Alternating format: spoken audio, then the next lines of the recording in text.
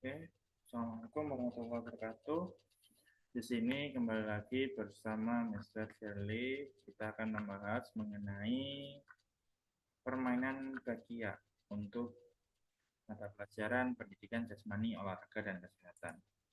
Adapun tujuan pembelajaran pada mata pelajaran ini yaitu yang pertama, kita menyesuaikan atau menunjukkan pemahaman tentang sejarah permainan bagia. Dan yang kedua, menganalisis fakta, konsep, dan prosedur tentang sejarah permainan bagia. Dan ketiga, menunjukkan kemampuan dalam praktikan gerak spesifik gerakan kaki pada permainan bagia.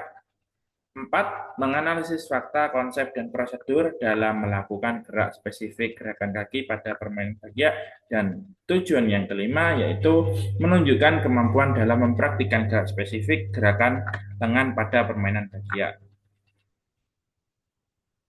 Yang selanjutnya, tujuan selanjutnya yaitu menganalisis fakta, konsep, prosedur dalam melaksanakan gerak spesifik gerakan lengan pada permainan bagia, menunjukkan kemampuan dalam mempraktikkan koordinasi gerakan permainan bagia, menganalisis fakta, konsep, dan prosedur dalam melakukan kondisi gerakan permainan bagia, melakukan perlombaan bagia dengan menempuh jarak sekitar 20-25 meter, serta bentuk-bentuk penyelamatan dalam permainan bagia. Yang pertama terkait mencari dan menemukan gerak. Mari kita awali dengan kegiatan mencari dan menemukan asal-usul dan gerak spesifik serta peralatan yang digunakan pada permainan bagia. Pada gambar yang pertama yaitu adalah gambar bagia.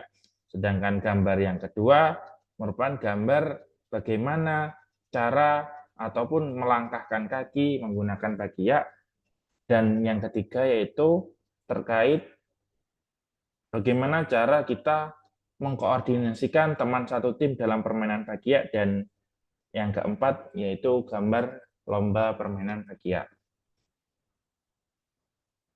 Asal mula permainan bagia merupakan salah satu permainan tradisional yang berasal dari Sumatera Barat.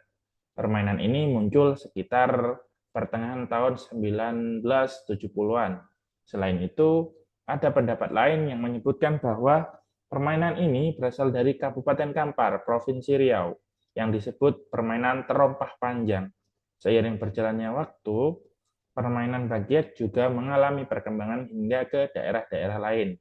Sebutan untuk permainan ini di beberapa daerah juga berbeda-beda, seperti slop kayi di Aceh, terompah galua di Sumatera Barat, bagiak di Jawa Tengah, dan bangkiak di Jawa Timur. Selanjutnya, pengertian dari permainan bagiak sendiri yaitu di mana bagiak atau terompah terbuat dari dua papan kayu tebal. Pada setiap papan terdapat lebih dari satu tali karet untuk mengikat kaki seperti sandal. Biasanya permainan bagiak dimainkan secara beregu. Setiap regu terdiri dari 3 atau 4 orang bergantung kepada jumlah pengikat kaki pada bagiak. Pada dasarnya, banyak manfaat yang kita dapatkan dalam permainan bagiak, mulai dari motorik kasar, koordinasi anggota tubuh, keseimbangan, kerjasama, serta kekompakan suatu tim, dan juga konsentrasi. Berikut gambar dari gerak spesifik langkah kaki dalam permainan bagiak.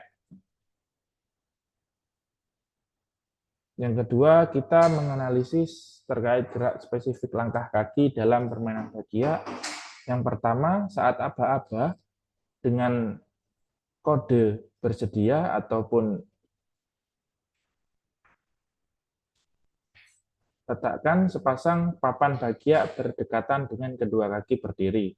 Saat aba-aba siap, kedua telapak kaki masuk ke tali bagiak. Sedangkan step atau langkah yang ketiga, saat aba-aba iya, maka kaki melangkah seperti berjalan. Untuk kaki yang pertama, dilangkahkan, ditentukan kesepakatan bersama satu regu. Selanjutnya merupakan gambar keterampilan gerak spesifik ayunan dalam permainan bagiak, di mana kita akan membahas menganalisis gerak spesifik ayunan tangan dalam permainan bakia. Ada beberapa cara untuk menggerakkan atau meletakkan tangan ketika bermain bakia, tetapi tidak ada aturan maupun ketentuan yang khusus untuk gerakan tangan. Beberapa gerakan tangan yang biasa dilakukan dalam permainan bakia adalah sebagai berikut. Yang pertama, pemain depan mengayun tangan dengan ditekuk, pemain belakang berpegang pada bahu teman. Yang kedua, pemain depan melanggangkan tangan secara lurus, sedangkan pemain belakang berpegang pada pinggang teman. Yang kelima yaitu terkait variasi dan kombinasi gerak dalam permainan bakia. Variasi dan kombinasi gerakan kaki dan ayunan tangan saat bermain bakia dimulai dari gerakan bersedia, kemudian melakukan gerakan kaki dan diikuti dengan gerakan ayunan tangan, sehingga bisa menghasilkan permainan bakia dengan benar. Gambar yang selanjutnya terkait kita akan menganalisis variasi dan kombinasi gerak dalam permainan bakia.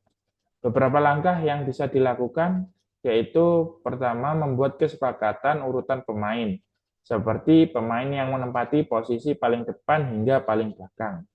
Menentukan urutan pemain seperti menempati posisi paling depan hingga paling belakang. Poin yang kedua, menentukan gerakan tangan yang digunakan, seperti memegang bahu atau memegang pinggang.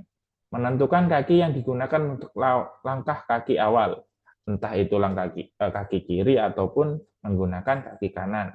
Dan poin yang terakhir, menentukan orang yang memberikan aba-aba agar gerakan menjadi selaras. Poin yang B, setelah adanya aba-aba dimulai, langkahkan kaki seirama dengan teman satu kelompok. Posisi tangan dalam satu regu harus sama, kecuali pemain depan. Jadi, semisal kalau kesepakatannya satu tim itu memegang bahu, berarti pemain nomor 2, 3, dan 4 harus menggunakan bahu, memegang pada bahu. Sedangkan jika kesepakatan menggunakan memegang bagian pinggang, maka satu tim tersebut memegang pinggang teman satu dan lainnya. Seperti itu. Dan yang terakhir terkait perlombaan bakia, di mana peraturan lomba bakia yang harus ditaati oleh setiap peserta lomba adalah sebagai berikut. Yang pertama, seluruh peserta wajib datang 5 menit sebelum perlombaan dimulai. Karena kita akan menentukan posisi pemain paling depan, pemain nomor urut 2, 3, dan juga 4 sebelum memulai pertandingan. Selanjutnya, pertandingan dipimpin oleh satu orang wasit yang berada di garis start dibantu wasit lintasan. Dan yang ketiga, satu regu terdiri dari 3-5 orang pemain putra atau putri dan 1-2 pemain cadangan. Dan yang keempat, start di belakang garis dan peserta berada di samping bagia. Peraturan yang kelima, berjalan sesuai dengan lintasan masing-masing. Peraturan yang keenam, biasanya jarak tempuh sekitar 50 meter sampai 100 meter. Rules yang ketujuh, pada saat finish, bagian belakang harus melewati garis finish. Dinyatakan diskualifikasi jika bagia menyentuh garis lintasan dan kaki peserta menyentuh tanah. Jadi seperti itu untuk rules permainan bagia. Biasanya permainan bagia ini kita temukan pada lomba 17 Agustus maupun acara-acara lomba di desa. Akan tetapi ketika kita berada di sekolah, sudah sangat-sangat jarang kita melakukan permainan perlombaan bagia. Padahal kita harus melestarikan perlombaan tradisional ini atau kebiasaan baik ini secara masif dan juga agar tidak ditinggalkan. Mungkin itu saja penjelasan